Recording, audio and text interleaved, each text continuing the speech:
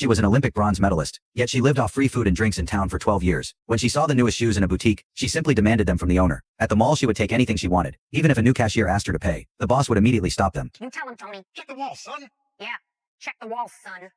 Oh, you used to be way skinnier. All because she was the only celebrity in town. Back in the Athens Olympics, Hope tore her ligaments after a mistake, but she refused to sit in a wheelchair. Enduring the pain to finish her gymnastics routine, she landed on one foot and completed the competition, winning her country its very first gymnastics bronze medal. Hope became beloved by the whole town. Even the road signs read, "Welcome to the hometown of bronze medalist Hope." Every street had her reserved parking spot, but this glory also forced Hope to end her career at its peak. So she remained stuck in her past honor, wearing her competition tracksuit every day, wandering around the town eating and drinking for free. Her father couldn't bear to see her wasting her life. He arranged for her to coach at the local gymnastics club, if only she would agree. But Hope still refused to change her lifestyle. Her old injury had already healed, but she couldn't accept an ordinary life. Her father's nagging annoyed her, so she went to a dessert shop to relax. There she ran into Maggie, another gymnast. Excited to meet her idol, Maggie performed a backflip outside the shop, then eagerly greeted Hope as her fan. But Hope, feeling threatened by Maggie's talent, ignored her and drank her beverage with disdain. Driving home later, Hope unconsciously stopped by the gym and saw her former coach. The next day, however, she saw on the news that her coach had passed away. Hope looked sad, but in truth she was upset only about how she looked on TV. Her father, seeing her pain, tried to comfort her. No, I do not. I'm not I five. hope it's okay. You can feel bad. There's nothing. Stop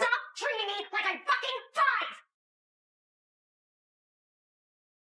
The next day, her father handed her a letter. It was her coach's last message. If Hope would train Maggie until she qualified for the Olympic trials, regardless of the outcome, she would receive an inheritance of $500,000. Though Hope pretended to be unwilling, the way she clenched the letter showed her decision was already made. At that moment, Maggie, devastated by her coach's death, was ready to give up on her gymnastics dream. But upon hearing that Hope would be her new coach, she regained her energy at once. She took out Hope's signed photo from her drawer, her eyes filled with admiration. Her idol's presence restored her confidence. The next day at the gym, however, Hope didn't train Maggie. Instead, she made her lie on the mat and meditate on gymnastics moves. Hope knew that with Maggie's talent, a little real training would surpass her own achievements. That meant losing her status as the town's only celebrity. But she didn't want to give up the inheritance either. So Hope devised a cruel plan. Instead of training Maggie, she made her eat high-calorie foods and even encouraged her to start dating. When Maggie hesitated to ask a boy for his number, Hope pushed her to do it herself. Her plan was simple: ruin Maggie. That way she could keep her fame and still get the money. But then one day, national team coach Lance showed up unexpectedly to check Maggie's progress. To his shock, Maggie had barely trained and had grown out of shape. During the test, she couldn't even touch the bars, let alone perform smoothly. Lance angrily accused Hope of wasting Maggie's talent. He went straight to Maggie's mother, hoping to take over her training himself. He didn't want to see such talent destroyed, but Hope took Maggie to stop them. In front of Maggie's mother, the two argued fiercely. In the end, they let Maggie decide for herself. Since Hope had been her idol for years, Maggie still chose her. Hope then promised in front of them that she would properly train Maggie. Determined to train her, Hope's first step was kicking out Maggie's boyfriend. From then on, she arrived at the gym every day at 7 a.m. sharp. With her professional skills, Hope quickly spotted Maggie's weaknesses. Through patient explanation and expert guidance, Maggie's abilities improved rapidly. The national qualifiers were approaching, with only 3 Olympic spots available. Every gymnast worked hard to prove themselves. Thanks to Hope's guidance, Maggie performed brilliantly, securing the last spot by a single point. But at that moment, Lance mocked Hope, reminding her he had a gold medal, while she would always remain a bronze medalist. Instead of crushing her, his words only fueled Hope's fighting spirit.